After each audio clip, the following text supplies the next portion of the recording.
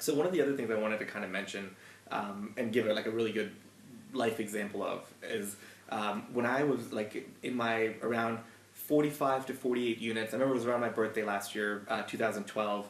I was like, I need to hire somebody. There's just stuff that was cutting into my personal life. If I wanted to go catch a movie in the middle of the week, I couldn't because I would again trapped in like trying to do paperwork and do stuff. So I put an ad out. I got a lot of great respondents to the ad, and I hired the first guy. I thought he was great. He was pretty qualified, had everything I needed, and he started working for me. And after 2 weeks, we just separated, and I wasn't motivated to have a second person. It wasn't exciting anymore.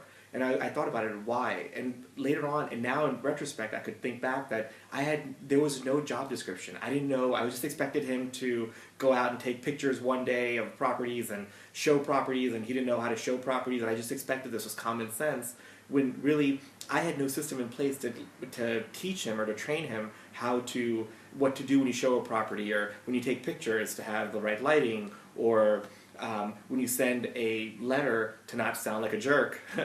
Just little things like that I just thought were common sense because I had been around some kind of management aspect my whole life. Evidently, everybody you work for that's going to work for you or you're going to work with has not been in a management role and doesn't know how to talk clean and make things, look at everything from a liability standpoint. So that was a huge learning experience for me. Thank God I hired somebody else soon after, and she had a lot of experience, so it was great.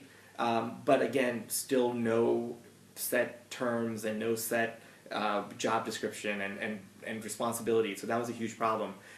Soon after she started working for me, I got in touch with PM Howe, and right off the cuff, we had definite responsibilities for her.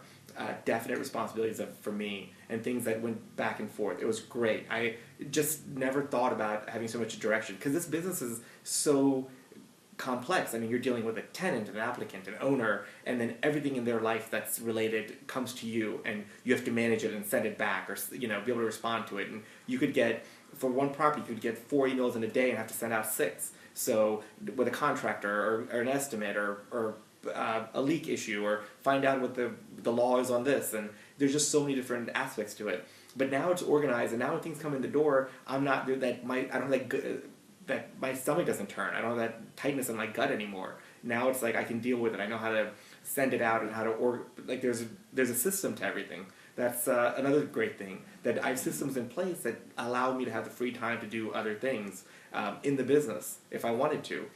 If I don't want to, I can take a break from it, and there's a little bit of an autopilot setting to this business now. It's not 100% hands off, but definitely there's times where I can step back, and it's not stressful. We're in the middle of March. I remember in January 31st when all my 1099s were due, I wasn't like, oh my God, how much does each person owe? And I'm going through like books and books of checkbooks trying to like calculate stuff, with my phone, with my telephone. It's, a couple buttons on Bill Diem and it's all done for you. It's incredible. The feeling is awesome. My accountant bill was over $1,000 last year. This year it's going to be less than $400 I'm going to pay my accountant. So, I mean, that's a value added right up front.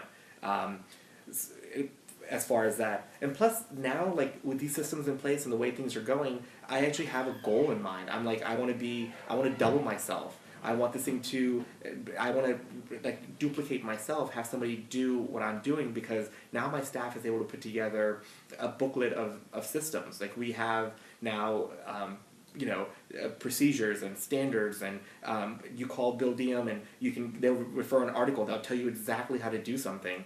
One of the issues I came across was owners wanted to hold their security deposits, which is unheard of in the industry.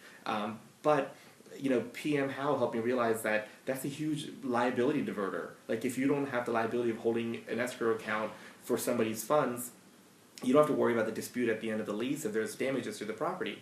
So I never thought of that. Like, that was just a different perspective to it. I always thought that, the owner's not going to be able to pay at the time of the tenant leaving or whatever. So, there's just a different perspective on things. And again, like, the beauty of it is it's all geared towards liability. We've seen, I'm sure everybody that's watching this has seen some firm that's come up and come down because of some lawsuit. I mean, I remember hearing the story about Kentucky Fried Chicken.